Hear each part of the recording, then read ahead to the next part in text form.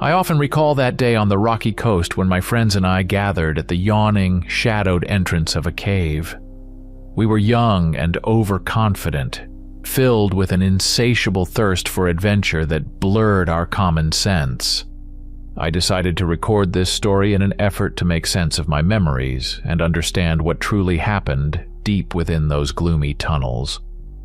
We arrived in Matt's old pickup truck, loading the bed with lanterns, ropes, and various tools necessary for exploring the cave. Matt had always been the inspirational spark behind our outings.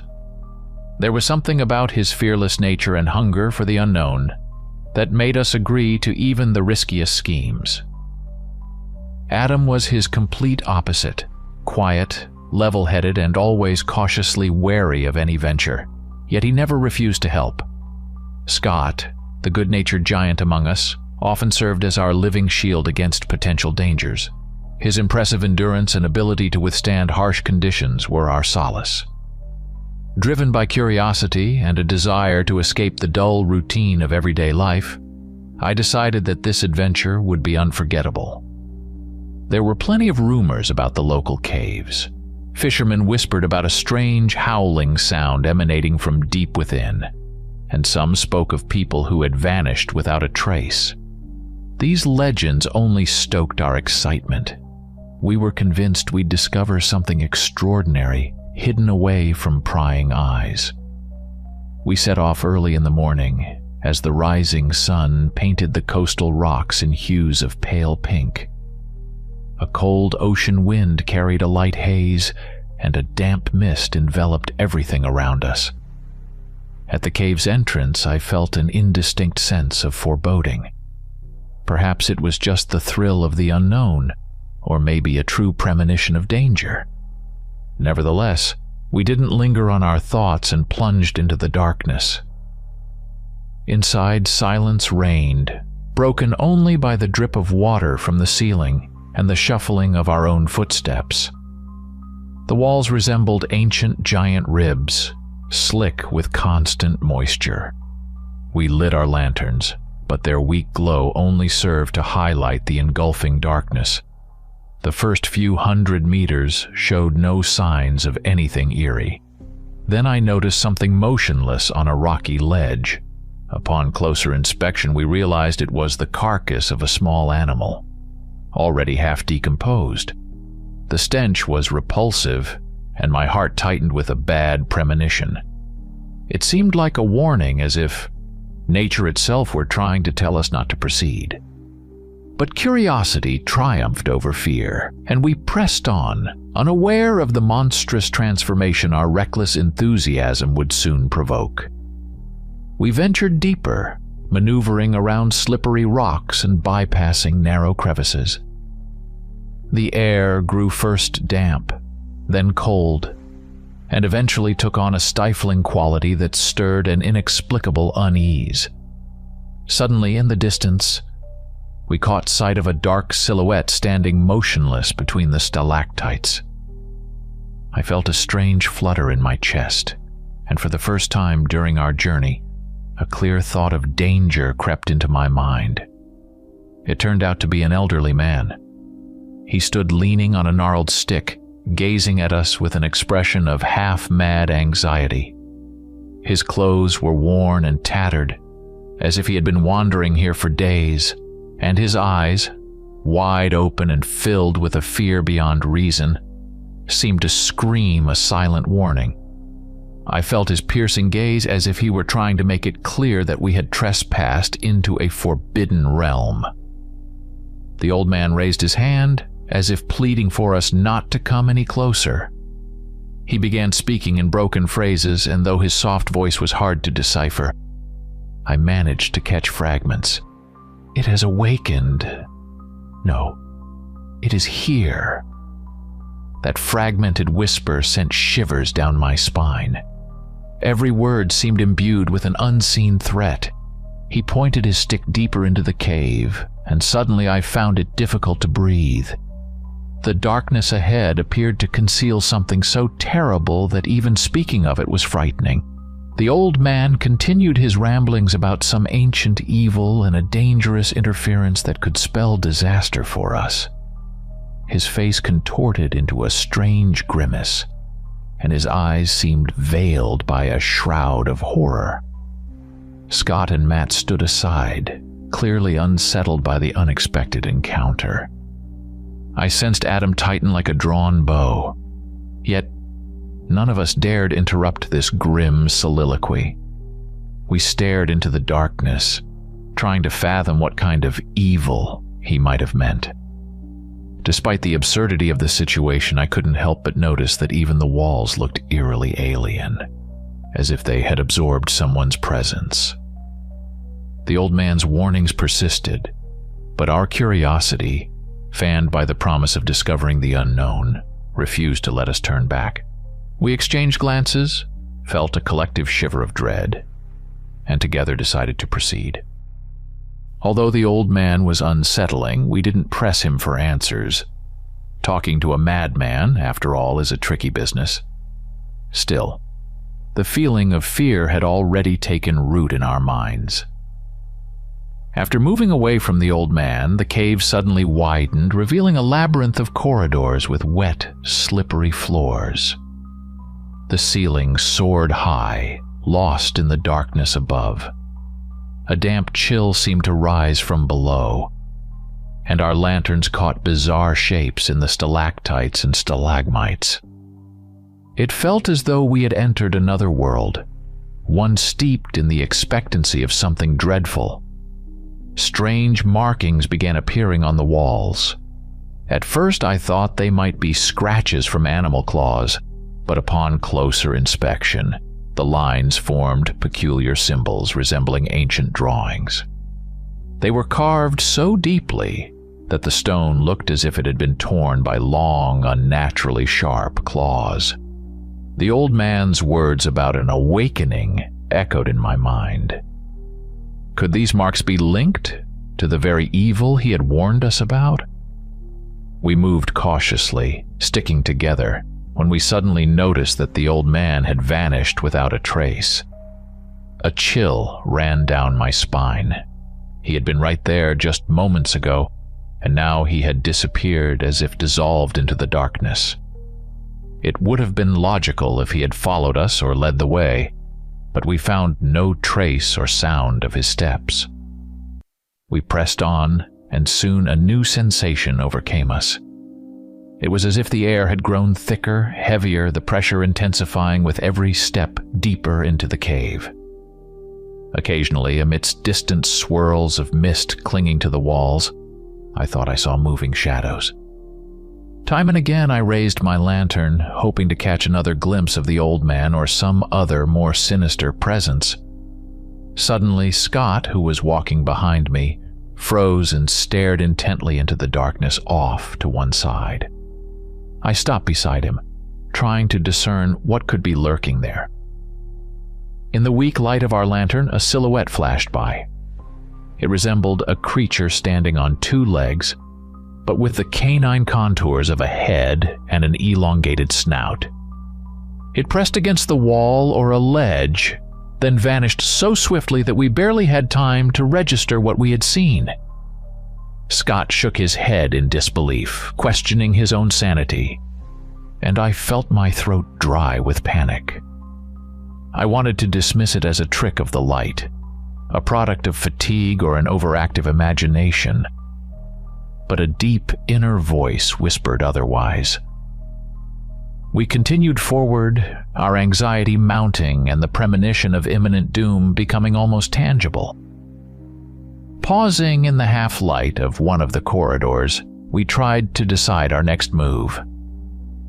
Matt insisted that we should push ahead, find a junction, and then retrace our steps along a safer route if things deteriorated. Adam, however, fixated on the walls etched with strange symbols, seemed nearly ready to turn back. I found myself torn between an inexplicable curiosity and an ever-growing sense of dread. Scott peered into the darkness as if expecting the creature to reappear. Then everything happened. Out of a side tunnel burst a massive figure, and for a moment, terror rooted me to the spot. The creature was taller than any of us, with pointed ears and a powerful chest reminiscent of a human's. But its head looked more like the snarling snout of a wolf or a dog, twisted into a ferocious grimace. We locked eyes with it, its gaze burning with a dull red glow, and inside, it felt as if a spring had shattered, unleashing primal horror.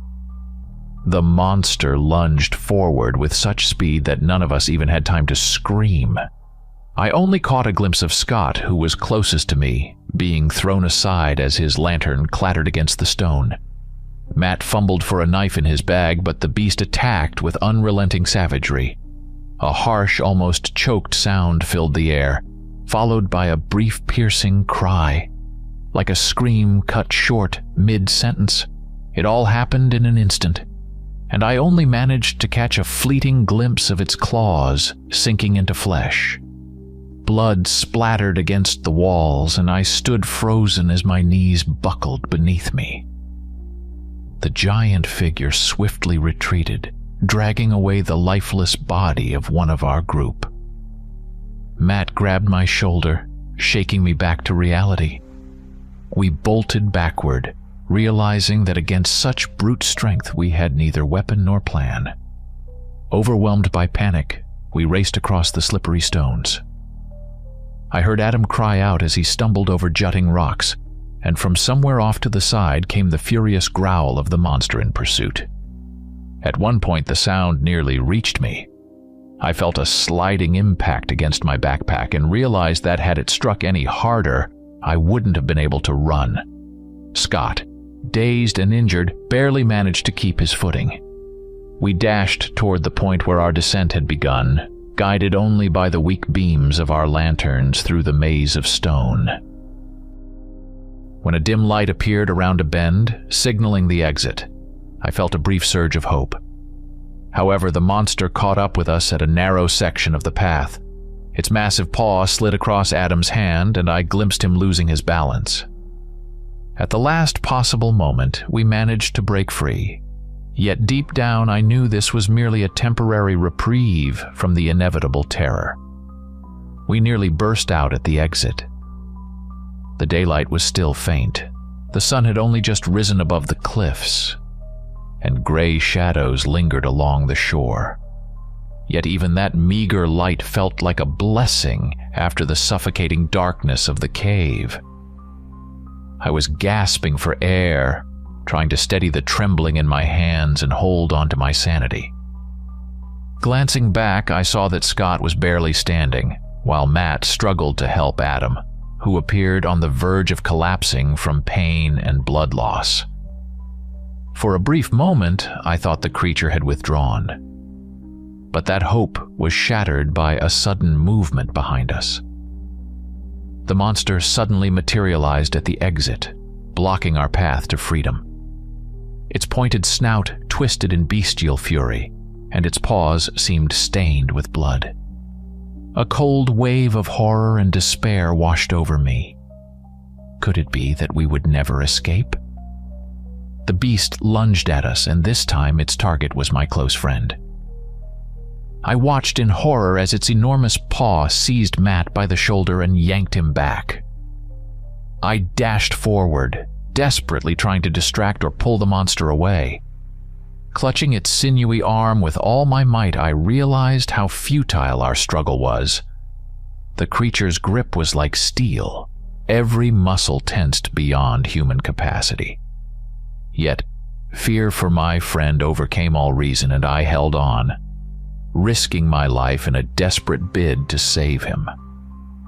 For a split second, the creature released Matt, and I caught a glimpse of his eyes, a look of despair and agony that seemed to rip my heart apart. I heard a hissing sound that escalated into a low growl, and then felt a crushing blow. The beast suddenly flung me aside, sending me crashing into the stone wall near the exit. My head hit so hard that I lost contact with reality for a moment. My ears rang, and the world blurred before my eyes. When consciousness returned, I could only make out the blurry silhouette of the creature, bent over someone lying on the ground. I wanted to scream, but my voice was trapped in my throat. In the next instant, the beast dashed away into the dark tunnels, taking with it the trail of our blood. I tried to rise and call out to the others, but a searing pain in the back of my head dragged me back into darkness. The last image seared into my mind was that of the monster's feral snarl, a mark of eternal terror burned into my consciousness. I slowly came to, the sharp smell of salty wind and the wet sand beneath my palms grounding me. I realized I was lying at the cave's exit nearly on the shore, with ocean waves crashing somewhere close by. The light was now brighter, blinding my eyes, while a dull ringing still echoed in my ears from the blow. I sat up against a rock, trying to piece together my scattered thoughts. Inside, a tempest of emotions raged: fear, bitterness, confusion, and an excruciating sense of guilt. Looking around, I noticed Adam sitting nearby, his gaze empty as he stared off into space. His face was smeared with dried blood, and his t-shirt was torn and stained with grime. He swayed back and forth as if lost in his own world, muttering the same word over and over. I couldn't quite make out what he was saying, but the tone of his voice sent shivers down my spine. There was an endless panic hidden in those incoherent sounds. I glanced around for Matt and Scott, but they were nowhere to be seen. My heart sank painfully. It meant that the creature had taken them, or they were left behind in the darkness, lying among the whetstones and forgotten fears. Tears welled up in my eyes, and I struggled to stifle the eruption of hysterical sobs. I had to take care of Adam at least. With great effort, I rose, approached him, placed a hand on his shoulder, and tried to get him to stand. At first, he didn't react, as if he couldn't feel my touch. But after a few minutes, I managed to elicit some response. He looked at me with empty eyes, as if not recognizing me, then stared off again into the endless sea. A pounding headache made it difficult to formulate a plan, but I knew returning to the cave was too dangerous and utterly pointless. The situation seemed hopeless. We lacked the strength to face the monster, and no one would believe our tale without proof. Despair squeezed my throat, yet a remaining instinct for survival urged me. We had to get out to find help. Helping Adam move, I took several unsteady steps across the damp sand. The waves cooled our feet, splashing salty water around us. We moved away from the cave, not daring to look back. Behind us lay the lair of horror that had claimed our friends' lives, and we had only barely escaped by a miracle. We walked along the shore, searching for a way to the highway, hoping to get home and somehow explain what had transpired. But with every step, a deep-seated dread gnawed at me. The monster had not been vanquished. It still lurked somewhere in the depths, and the thought that this was only the beginning of a nightmare that might find us at any moment filled me with dread. Weeks have passed since that day, yet I still feel as though I hear a distant growl and catch sight of a wolf-like silhouette in the darkness. When a random driver finally picked up Adam and me, we were on the brink of total exhaustion. He drove us to the nearest hospital, where we were examined, bandaged, and bombarded with questions. I tried to recount to the doctors and police what had occurred in the cave, but met with disbelief. Everyone dismissed my words as the delusions of a traumatized mind, vivid hallucinations spurred by extreme stress. Adam was transferred to the psychiatric ward. He scarcely responded to those around him, only occasionally murmuring that same word that sounded like a whisper of madness. I couldn't quite understand what he was trying to say. It seemed like an attempt to warn or explain, but his mind was trapped in a nightmare, and the doctors offered no guarantee he would ever recover. I visited him several times, sitting by his side in a futile effort to spark some recognition. He only stared through me, as if I were merely a ghost from the past. The police found no evidence to support our story.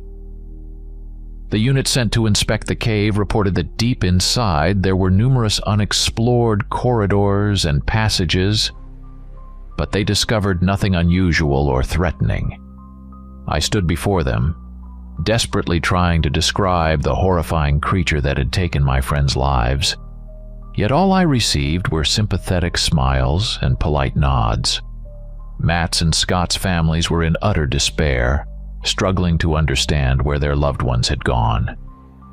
All I was left with was a feeling of powerlessness and the torment of knowing that I could not change anything.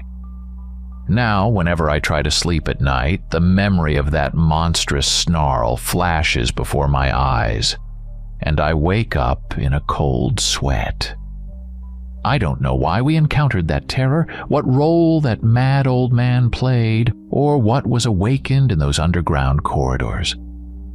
Perhaps it was an ancient evil, lurking at the boundary between our world and another.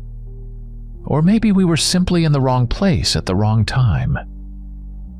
Every time I approach a window, it seems as though somewhere in the distance among the shadows, a predatory silhouette moves. I try to convince myself that it's merely a trick of the imagination. Yet the feeling of being watched never fades. And even though the doctors and police dismiss my story as a product of trauma, I know the truth. Deep in that cave, something still dwells. Something that doesn't belong to our world. And it might return to remind us of its presence once again. Story 2. I've been living in this harsh Arab country for 16 years. I first arrived here as a freelance specialist, but the desert, with its silent majesty, quickly captured my heart. The days are filled with relentless heat. The sun burns the land to a crisp, searing the sand and rocks so intensely that they become untouchable. By night, however, everything transforms. A cool breeze brings comfort, and the stars appear as brilliant torches in a cloudless sky. I love venturing out at night, when the dunes become dark silhouettes, and the silence deepens into something almost profound. There's something magical about this desert. It breathes ancient secrets, its sands etched with traces of long-vanished civilizations. I've always felt that these dunes hide untold stories, peering at us from the depths of time. I relish the emptiness of these vast spaces. In solitude, I feel my worries dissolve. The barren landscape helps me focus on my own essence, without extraneous voices or the clamor of city life. I'm a naturally reserved person. I prefer solitary hikes where only the shimmering stars and endless sands accompany me. Sometimes, to escape everyday troubles, I simply sit at the base of a dune and gaze up at the vast sky. There I see not only countless stars, but also my own thoughts arranged in the calm rhythm of the cosmos. I'm particularly captivated by the moments when a sandstorm gradually gathers strength. At first, a gentle breeze lifts golden specks of dust that dance in the sunlight like flickering sparks. Then, the gusts grow stronger, and the sky becomes shrouded in a chaotic haze that obscures the horizon. In those moments, I am sharply reminded of my own vulnerability and insignificance in the face of this ancient element.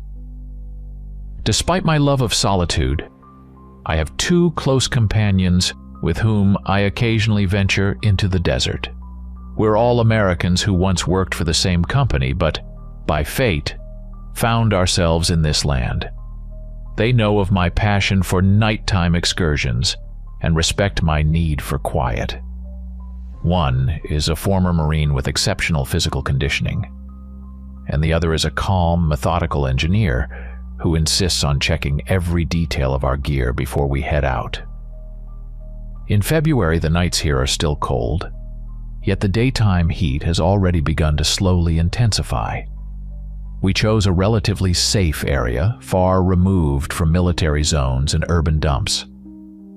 Our goal was simple: to ride our Jeep far from civilization, set up camp at the foot of some low rocky outcroppings, and spend the night under an open sky. I always double-check our supplies of water, lanterns, and first aid kits because you never know how the weather or the equipment might behave. We decided to stick with lightweight tents that could quickly offer shelter if needed. In the desert, the wind can pick up at any moment, and brief sandstorms can arise without warning. February days are deceptive. Although the sun isn't as brutally scorching as in August, it can easily disorient you. One becomes fatigued quickly, hardly noticing the loss of moisture. That's why we bring extra canisters and make sure everyone has a quality backpack and sturdy footwear. Before the trip, our spirits were high. We joked about the adventures to come, the possible discoveries, and the breathtaking photos we might capture under the starry sky. The hectic pace of city life faded away, replaced by a pleasant excitement. We were hoping for a simple, carefree retreat. A campfire, quiet conversations about past hikes, and, of course, the majestic beauty of the desert at night. We set off early in the morning and, without incident, reached our destination by sunset. Our camp was established at the base of a rocky ridge, where low boulders offered a modicum of protection from the wind. The evening passed peacefully. We built a fire, sat around it, and went to bed early. The night promised to be warm. I felt a pleasant weariness and soon drifted into sleep. Yet at some point I awoke with the sensation that something was sliding around the tent. I thought I heard a strange crackling, barely audible footsteps and a rustling that wasn't like the usual whisper of the wind. Silence is common here, but tonight it felt ominous. I reached for my lantern, careful not to wake my friends. When I unzipped the mosquito net, I inhaled air tinged with a sharp, metallic smell. It was reminiscent of blood, as if someone nearby were bleeding. A wave of unease surged over me. I peered into the shifting shadows outside the tent, straining to see what was moving. The wind picked up, carrying distant sounds that resembled claws scraping on stone. I tried to convince myself it was only my imagination playing tricks in the oppressive darkness. My heart pounded louder than usual as I listened to every subtle sound. The air felt charged, as if laden with the anticipation of something sinister. My fingers trembled on the lantern switch, and I realized I couldn't go back to sleep. Inevitably, thoughts of the desert's dangers crept into my mind. Wild animals, snakes, scorpions. But there was a different threat here. I felt a cold fear, as though an unseen hand were squeezing my throat. Then from somewhere I heard a short, barely perceptible grumble. I shivered, understanding that this wasn't just a trick of my imagination. The dark void outside had suddenly taken on a terrifying depth.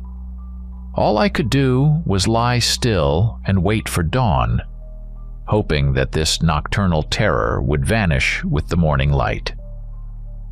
Deep down, though, I knew this night would mark a point of no return, and everything that followed would merely extend the nightmare. Dawn brought only slight relief, along with a new wave of anxiety. On the sand, we discovered tracks unlike those of any familiar animal. They were elongated, with deep impressions as if the creature that left them possessed monstrous strength. My friends felt a similar chill, though they tried to dismiss it as nothing.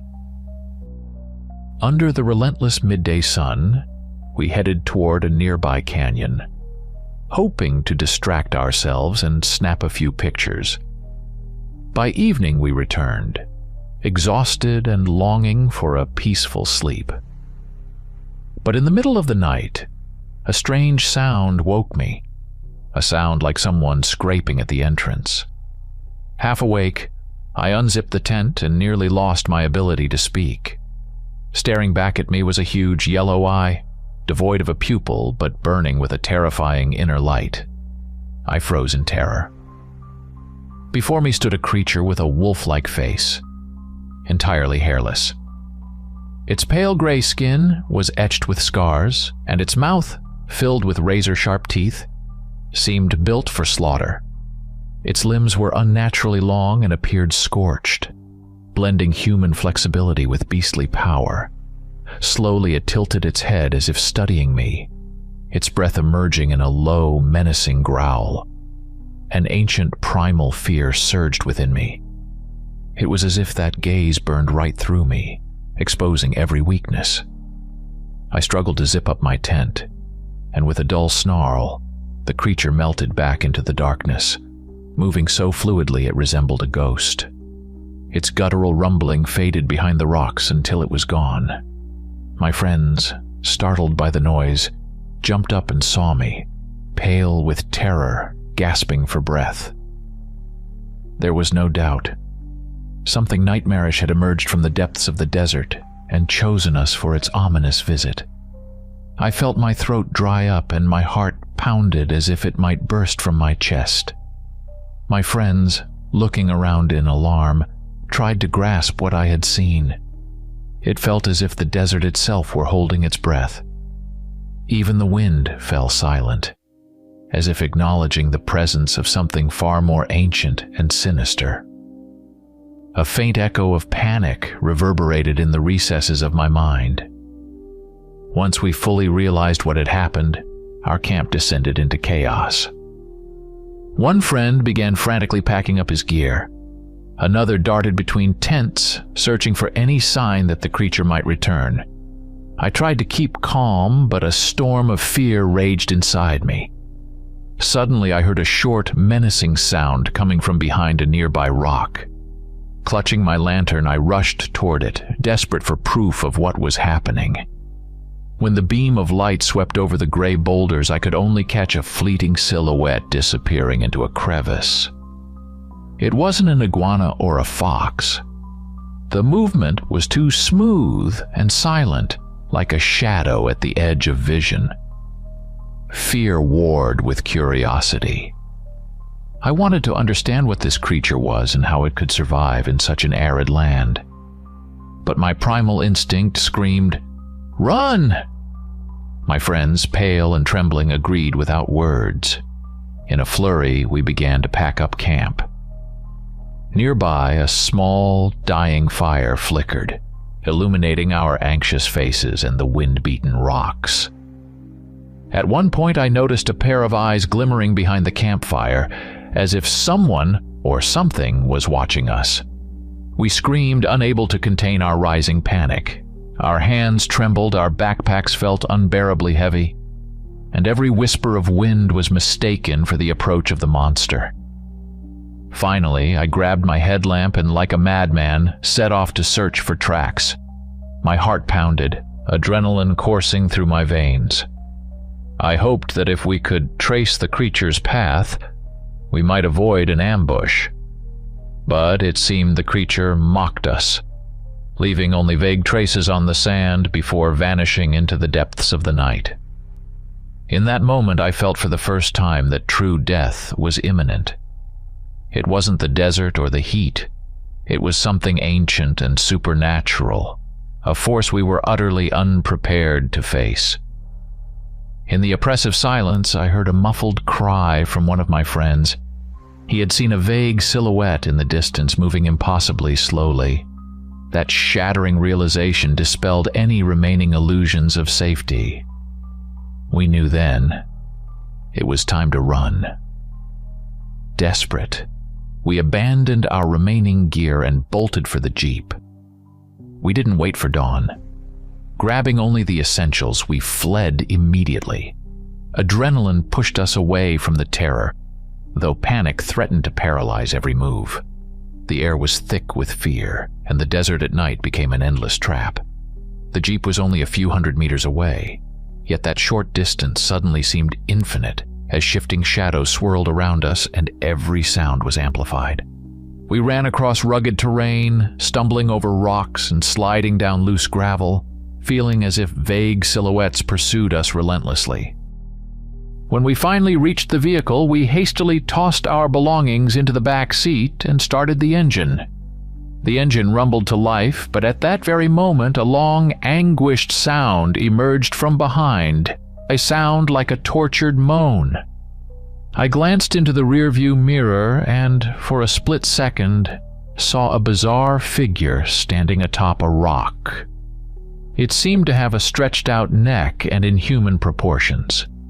The fleeting glare of the headlights revealed only fragments, yet it was enough to send a shiver of terror down my spine. We tore away, the wheels struggling to grip the sand as fine gravel swirled around us. The road seemed endless, and my thoughts turned chaotic. Every time the headlights illuminated the distance, I braced myself to see something unthinkable. My friends barely spoke. We were all too overwhelmed to utter a word. In a moment of recollection, I remembered ancient Arab legends of cursed beasts that appear out of nowhere. But now those weren't just stories. We sped on, tense with every rustle of the wind. It felt as though an unseen creature was stalking us, capable of materializing at any moment. It seemed as if the night would never end. The headlights revealed nothing but dust and rocks beneath an indifferent starry sky. In that moment, we knew one thing. We had to get out alive, no matter what. Through the pounding of my heart, I looked at my friends. They appeared drained and hollow, as if they were groping along the edge of an abyss where every moment could be the last. At dawn, we reached the town, battered and terrified. Silence reigned in the Jeep, heavy and oppressive.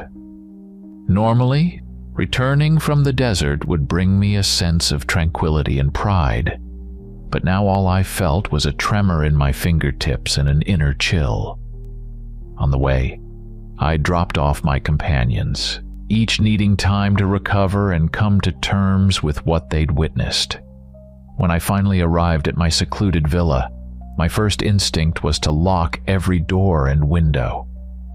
I rushed inside, unable to shake the thought that the creature might appear at any moment. Sleep would not come. My restless drowsiness was replaced by agonizing visions.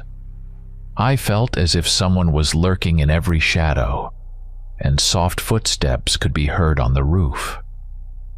I caught myself constantly listening, straining to hear the scrape of claws against glass or walls.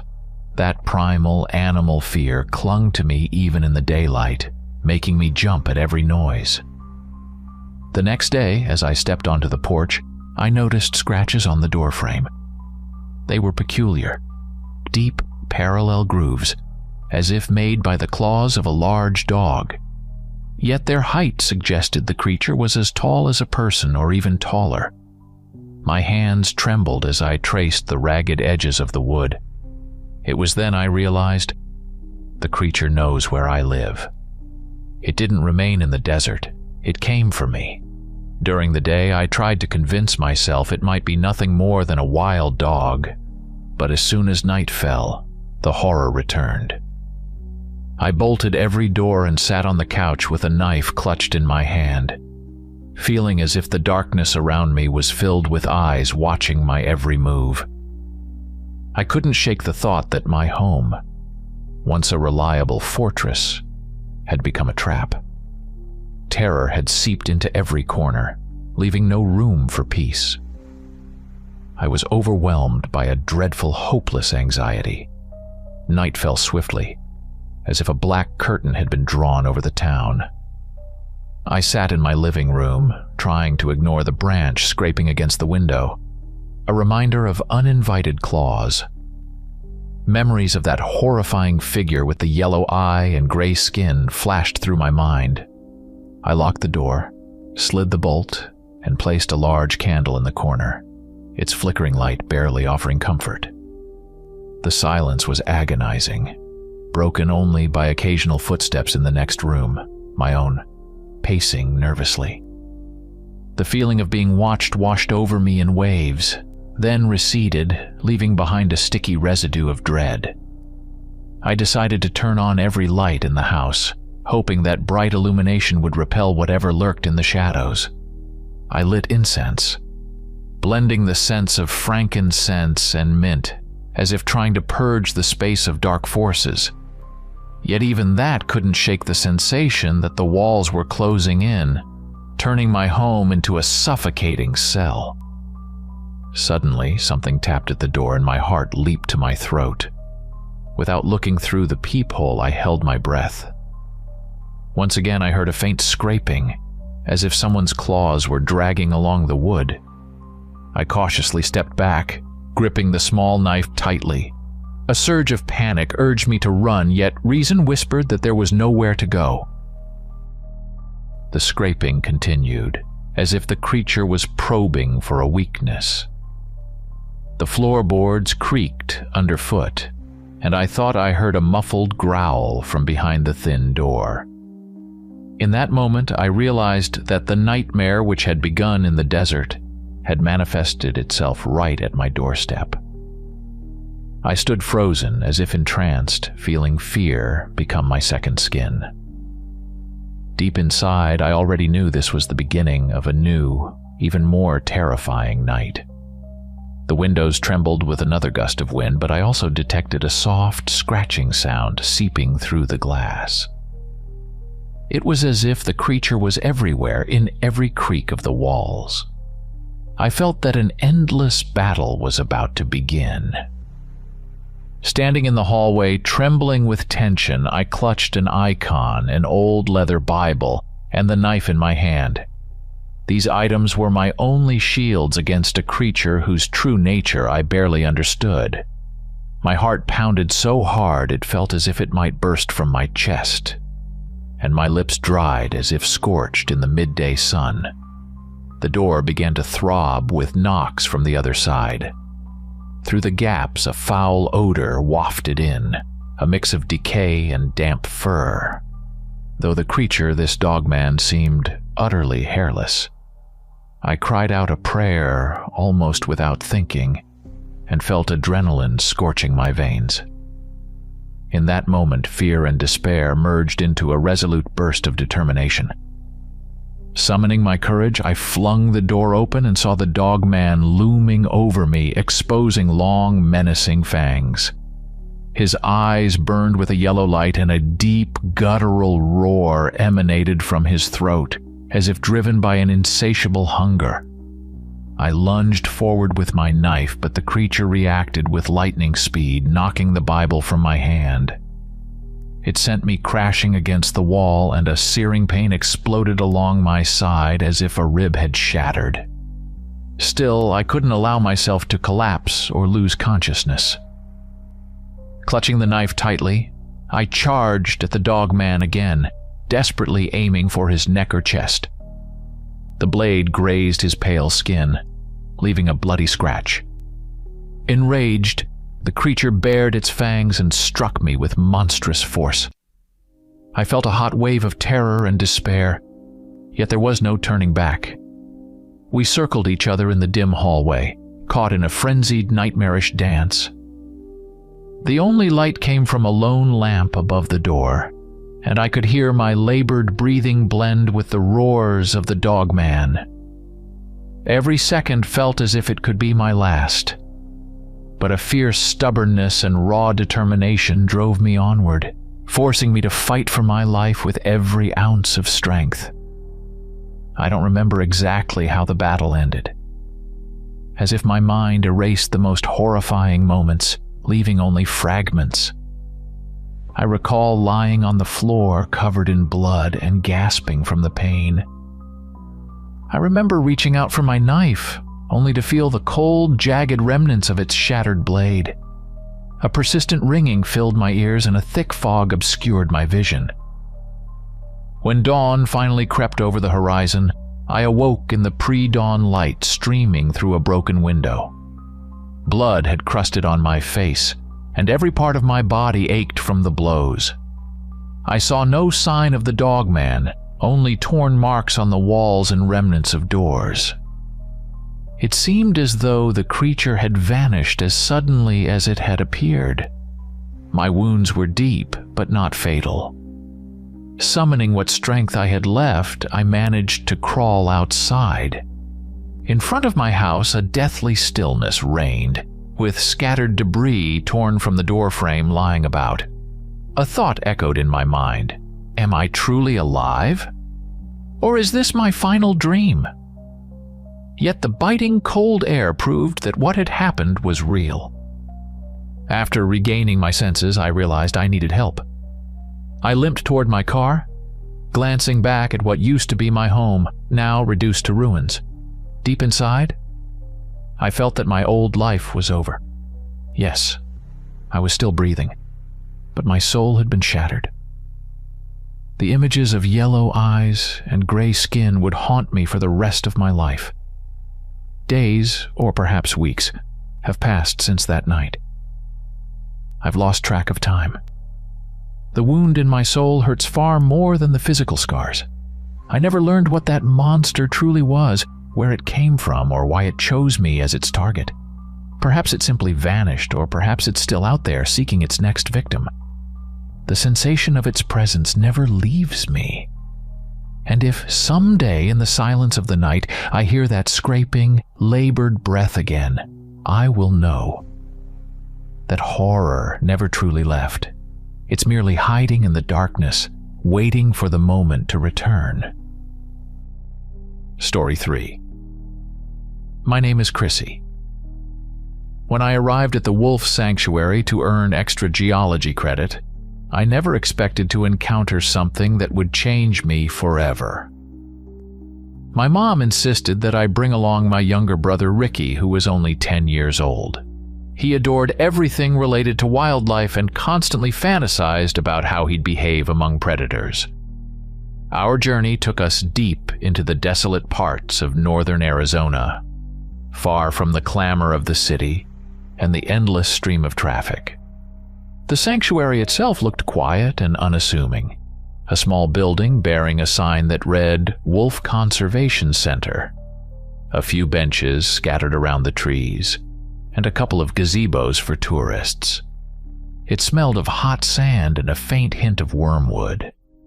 Inside, we met a small group of elderly visitors who, it seemed, had come on an excursion on the same weekday as we had. The presentation room was dimly lit, and the projector screen displayed photographs of wolves, large specimens with piercing eyes captured in various poses. The tour was led by a man named Eric, one of the sanctuary's volunteers. He appeared genuinely passionate about his work, explaining in detail the nature of wolf behavior and the specifics of the conservation programs. I was fascinated by how wolves lived in packs, formed complex social bonds, and didn't behave as aggressively toward humans as is often assumed. Ricky studied every slide, trying to understand what made these animals both so intriguing and simultaneously terrifying. They mentioned that many of the wolves here were Mexican greys, nearly wiped out by humans. It was explained that the center was working to restore their population so that one day they could be released back into the wild. I had hoped that this visit would be a simple field trip, listen to a talk on animal protection, take notes from my report, and then go home. Yet there was an indistinct feeling of unease in the air. It was as if the very place was breathing something hidden, as if it longed to reveal another, harsher and more unpredictable side of nature. After the introductory session, everyone went out to see the enclosures.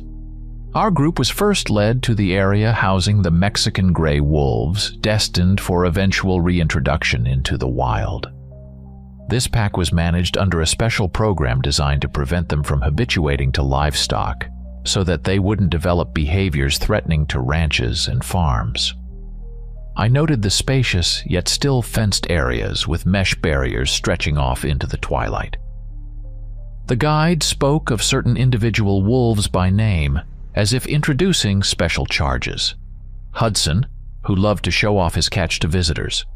Rose and Logan, a pair of alpha wolves in one pack, and Willow and Rex, who belonged to another group.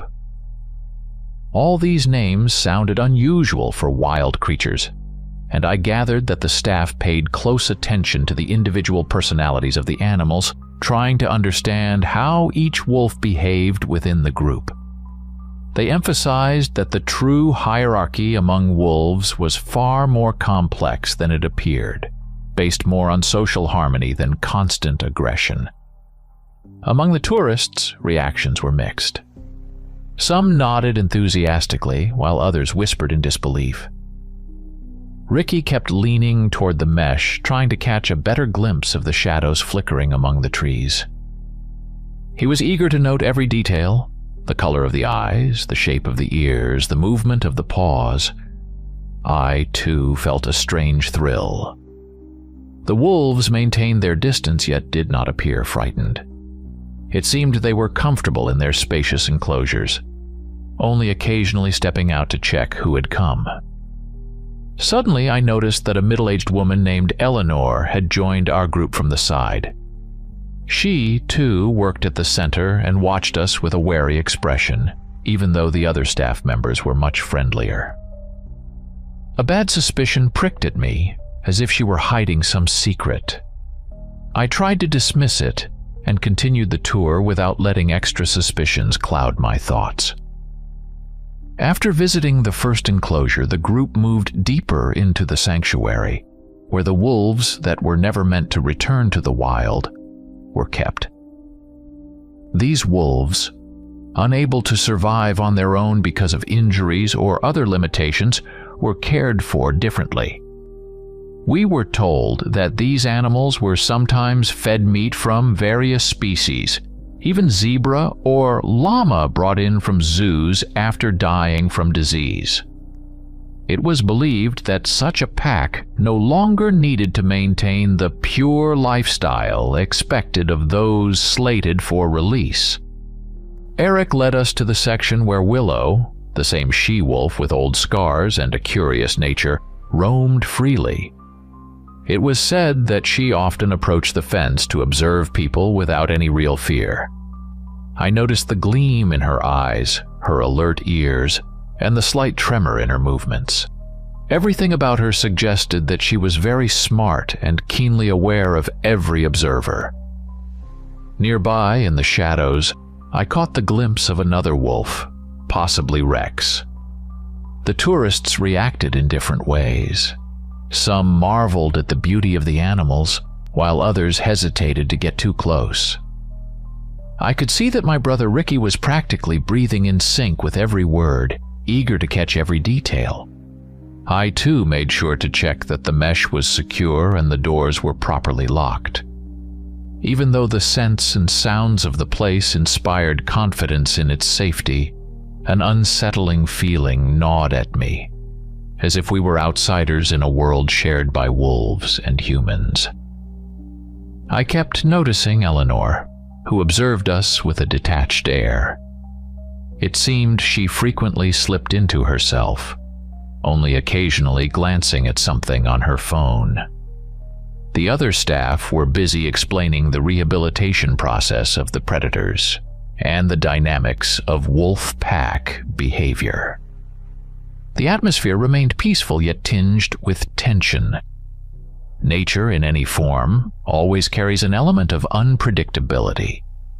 No one could yet have guessed just how distorted that unpredictability might become. Soon it was time to move on to the next segment of the tour. We stepped onto a narrow dirt path leading to another enclosure. There, the wolves behaved more calmly until suddenly one of them, Willow, began digging at the ground right under the fence. Such behavior was out of the ordinary, and many of us held our breath. Although the staff were used to various oddities, this frantic activity did not match the usual demeanor of these typically quiet creatures. As dusk fell, an added layer of unease settled over the scene. Along the edge of the enclosure, silhouettes of several wolves flitted by, 5 animals slipping through dense brush as if searching for a gap or detecting something unusual in the earth. Noticing the disturbance, Eric contacted his colleagues on the radio, calling for assistance. He tried to keep the tourists together, fearing that panic might set in. I felt my own thoughts knot up with doubts. Ricky, too, appeared tense even as he continued to watch the wolves intently. I sensed someone nearby and turned around. Eleanor was standing a few steps away, leaning slightly against a metal pole as if assessing the situation. There was no obvious worry on her face, just an air of detachment. A deep, foreboding feeling welled up in me, as if the place were filled not only with the fear of wolves, but also something far more sinister. A small electric vehicle soon arrived at the enclosure, and Alex and Siobhan, staff members summoned by radio, stepped out.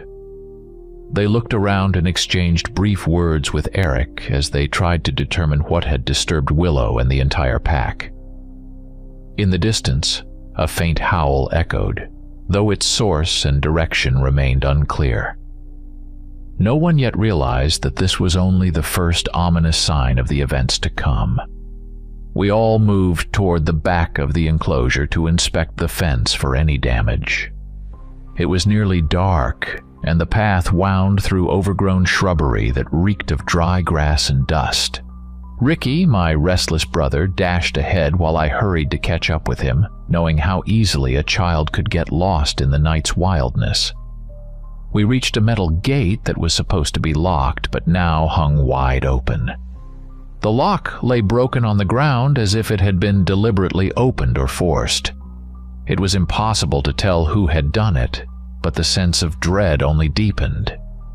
We stepped through and were confronted by a horrifying sight. 2 wolf bodies lay in the dust, marked with thick patches of dried blood on their fur. I recognized Rose and Logan, the very alpha pair of the Mexican pack. Their skins were ragged and torn, with cut marks along the edges that looked more like knife slashes than bite marks. The staff froze, shocked by the brutality of what had occurred. It seemed unthinkable that a pack would turn on its own alpha leaders. The examination of the bodies confirmed our suspicions. This was the work of a human. The sight shocked even the most experienced employees at the center. Ricky stood pale, gripping my hand as he stared at the helpless wolves who had once been proud and strong, now savagely torn apart. With each passing second, I realized that something truly terrible had happened, and that the consequences might be even worse. There was no doubt left. Someone had broken the gate, infiltrated the enclosure, and committed a brutal murder of the wolves. Such an act could not be explained as an accident or self-defense. Many of the tourists, struck with horror, began to disperse. Some tried to flee in their vehicles, while others discovered punctured tires, shouting that they were stranded. As darkness thickened and the lights began to fail, panic grew. We managed to drive away in the electric vehicle along a muddy track to check if anyone was still on the road. The headlights revealed, out of the darkness, the figure of an elderly man lying on the ground. Wolf-like shadows slithered around him, and what we saw left us speechless. The man was not breathing, his torn clothes splattered with blood. A few wolves scattered into the darkness as the vehicle approached. It seemed they were acting in concert, unafraid of the lights or people. I felt a deep chill because this behavior directly contradicted everything I'd heard about the naturally cautious nature of wolves. Alex and Siobhan rushed to the body while Eric tried to aim a tranquilizer rifle at the fleeing animals. I clutched Ricky's hand, fearing he might dash outside. The deceased man's wife, apparently trapped in a car with jammed doors that she had locked in a panic, could be heard softly moaning and crying through the glass. I noticed that among the wolves, I could still see Willow, the very one who had seemed almost friendly not long ago. Now her muzzle was stained with blood and her posture looked menacing. A disturbing thought pounded in my mind. Her behavior was as if she had been trained, as though the wolves had grown accustomed to viewing humans as prey. I had never heard anything like this about wild packs. It became clear that we were trapped. Unpredictable predators were roaming around us, and there was almost no way to escape. When we returned to the main building, the corridors were shrouded in darkness. The lamps flickered and went out, as if someone had deliberately cut the power or sabotaged the electrical system. The space was lit only by the weak glow of moonlight filtering through the windows. An eerie gloom had taken over the rooms, and the survivors huddled together in silence, too frightened to move. Some tourists claimed they could hear the wolves growling right behind the walls. Others peered out of the windows, hoping the pack would not break in. Ricky sat next to me, clenching his fists. I could hear his ragged breathing and feel him flinch at every little sound. Eric managed to report that several people had already hidden in their cars, though most vehicles had suffered damage to their wheels. I decided that we needed to find a way to secure some lighting, gather tools for defense, or at least a first aid kit. Hesitating any longer felt like certain death. I headed to the staff room, where the employee lockers were kept, hoping to find a flashlight, but everything inside was in disarray, as if someone had recently rifled through it. A musty odor mingled with the sharp scent of chemicals assaulted my nostrils. In one of the lockers, I discovered something unexpected. An ID badge indicating that Eleanor worked in the morgue. This explained where she might have obtained human bodies or body parts to feed the wolves if that was her intention. The thought was so monstrous that it took my breath away. I immediately recalled her odd behavior and the hostile look in her eyes. Everything suddenly made sense, though I could hardly believe such a twisted logic. In that moment, I felt a surge of terror, as if someone beside me was not just human but a bearer of something inhuman. At that moment, the staff room door slammed open, letting in a mass of black shadow, and in that silhouette, I recognized Eleanor. I noticed crimson stains on her hands like splatters of blood, and her hair was disheveled. Her eyes were vacant yet deranged. Several wolves slipped into the room alongside her, moving so silently it was like a scene from a nightmare. The thought that someone might have deliberately incited these predators made my blood run cold. It became painfully clear that Eleanor had deliberately warped the natural instincts of the wolves. Evidently, she had been feeding them human flesh until they lost their innate fear of people and began to see us as prey. The twisted logic behind her actions was beyond my understanding, but it made everything all the more horrifying. The low, menacing growls of the wolves circling around us only deepened the impression that I was standing at the threshold of an entity devoid of mercy or compassion. The corridors of the staff area were cast in a gloomy half-light, the only illumination coming from a narrow beam of moonlight through a small window.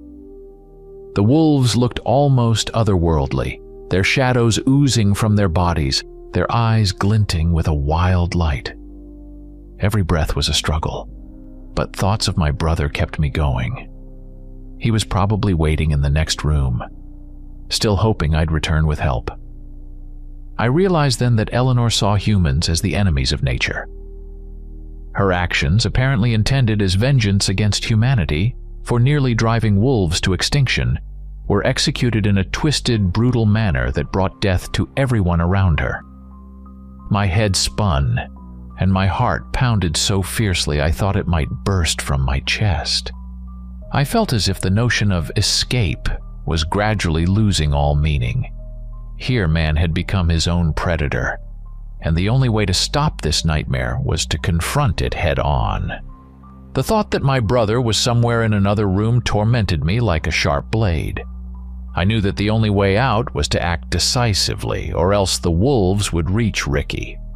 Fumbling in a nearby cabinet, my hand brushed against a metal aerosol can.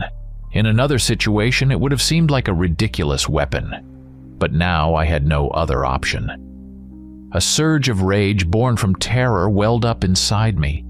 It seemed that Eleanor was relishing the unfolding chaos.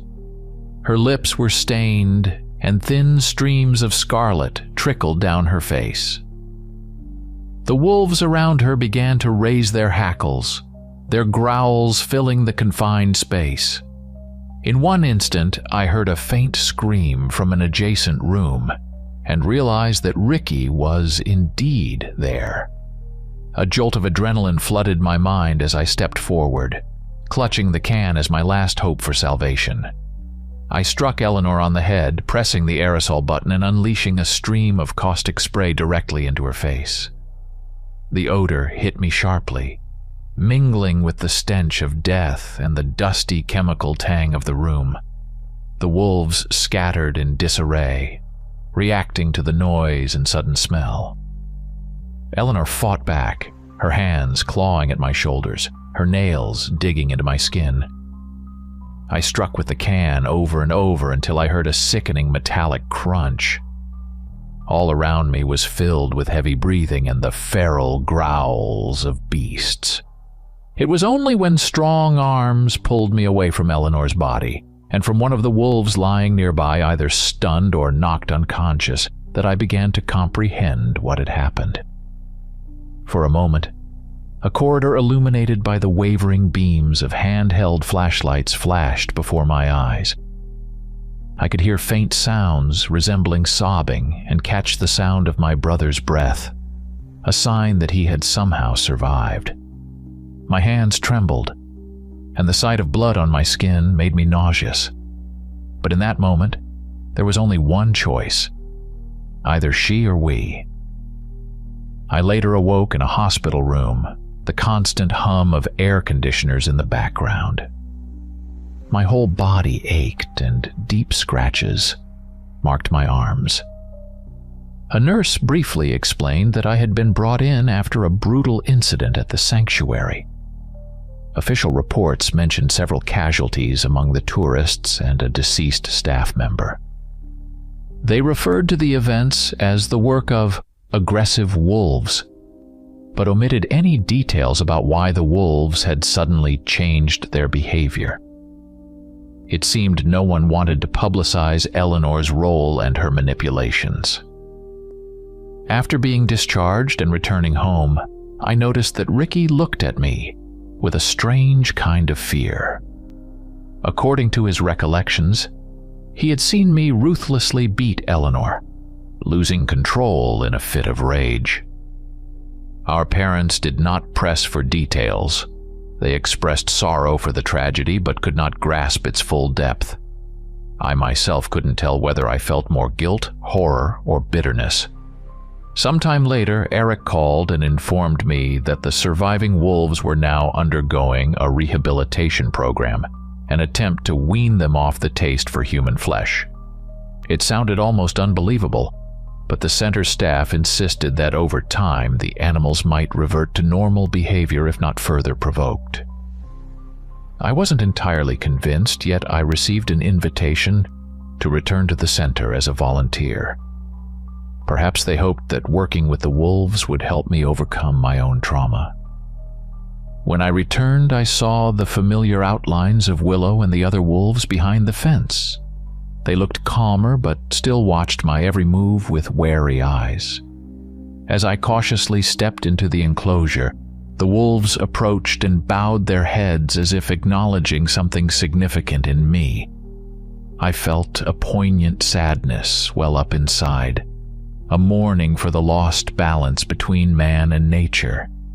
The wolves howled at the moon, and their mournful cries sounded not like the sting of terror, but more like a sorrowful song.